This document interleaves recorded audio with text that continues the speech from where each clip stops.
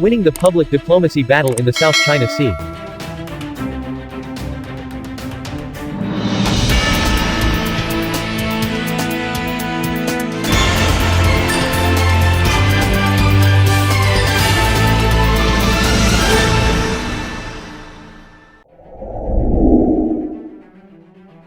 The United States, and Southeast Asian countries with competing claims to those of China in the South China Sea, have had difficulty responding to Beijing's South China Sea gray zone tactics.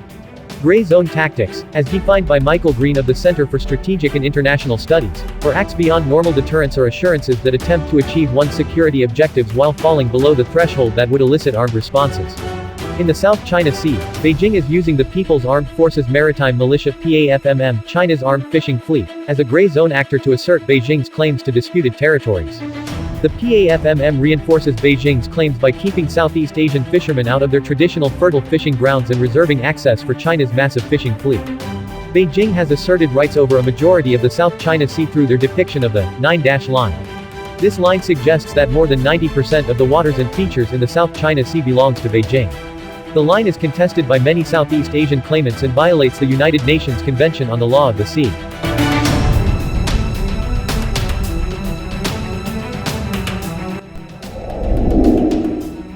Jurisdictional, legal, and diplomatic issues limit the responses of the U.S. Navy and Coast Guard to these Chinese tactics.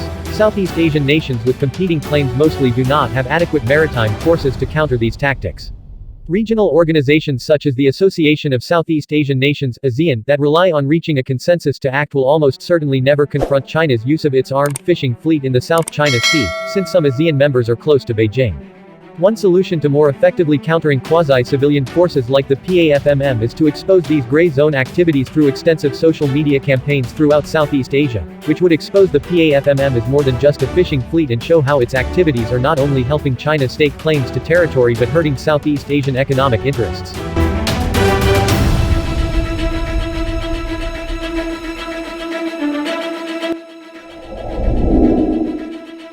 Beginning in 2012, Beijing began to increase its use of gray zone tactics in the South China Sea.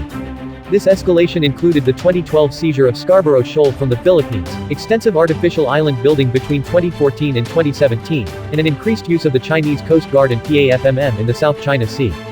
U.S. Navy and Coast Guard units have responded by taking more actions in the region. Freedom of Navigation Operations (FONOPS) increased from 0 in 2014 to an all-time high of 10 in 2019. The Navy, which maintains 60% of its fleet in the Indo-Pacific, conducted tri-carrier strike force operations in the region in 2017 and 2020, a Herculean accomplishment given how much planning and resources goes into deploying so many aircraft carrier groups together.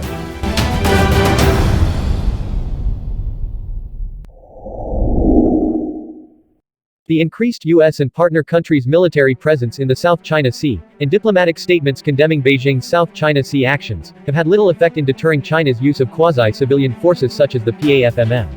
In April 2021, Beijing had 220 PAFMM vessels anchored in Whitsun Reef, a feature within the Philippines' exclusive economic zone. This buildup of PAFMM was likely in response to the 2021 U.S.-Philippine Balikatan Tagalog phrase for shoulder-to-shoulder exercise, since China's actions came just before the exercise. Fortunately, the presence of so many forces around Whitsun Reef did not escalate into a wider conflict.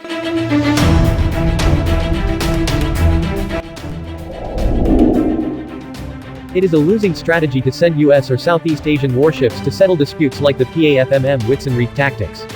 First, it risks escalation. While the Philippine Navy might be able to sink the PAFMM boats, China's Navy and Coast Guard units, which patrol just beyond visual range of the reef, could respond with even greater force if the PAFMM boats were attacked.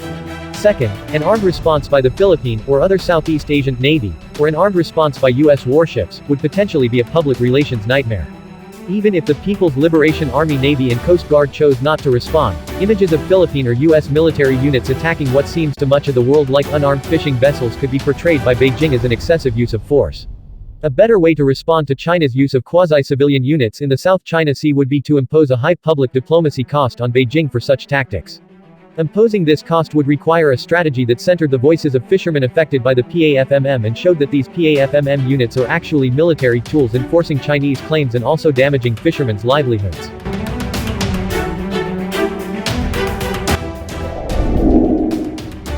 Regional governments like the Philippines, Vietnam, and others, perhaps with some financial backing from regional leaders like Japan and the United States, could develop more coordinated social media campaigns, helping fishermen capture their harassment in the South China Sea, and then developing videos, images, and stories from the South China Sea on regional and global social media outlets.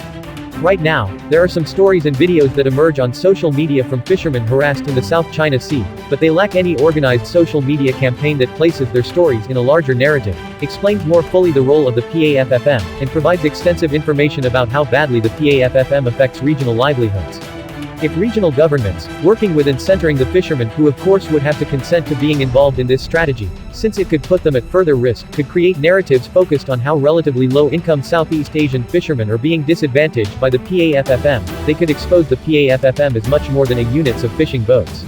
They also could win regional and global sympathy. Think, for example, of videos of assertive Chinese vessels tossing the catch of a struggling Philippine or Vietnamese fisherman overboard, and these videos then promoted through comprehensive social media campaigns.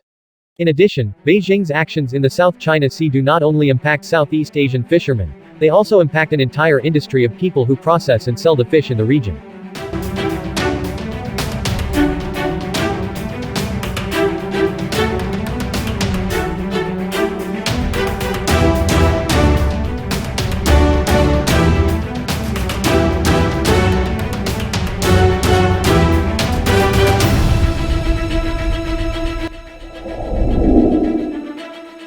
Specific resources required for this effort would include audio-visual equipment such as cell phones or internet-accessible devices loaded with the right applications for fishermen at sea, training sessions for users on how to make, edit, and distribute quality videos through social media, and reliable internet access for vessels at sea that would allow them to broadcast interactions live.